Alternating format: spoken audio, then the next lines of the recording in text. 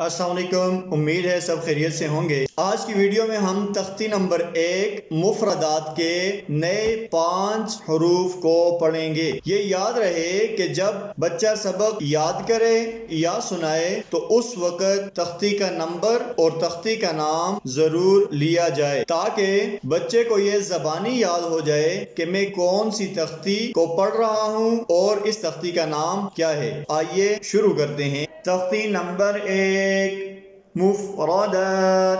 مفردات کے معنی ہیں الگ الگ حروف: ح، خ،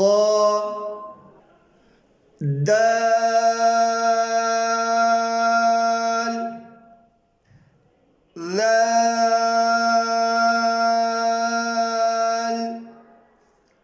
را۔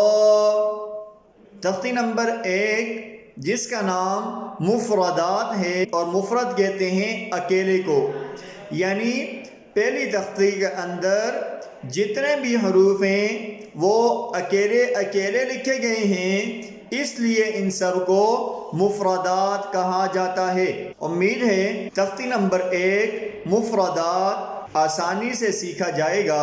اگلی ویڈیو میں نئے لیسن کے ساتھ انشاءاللہ حاضر ہوں گے۔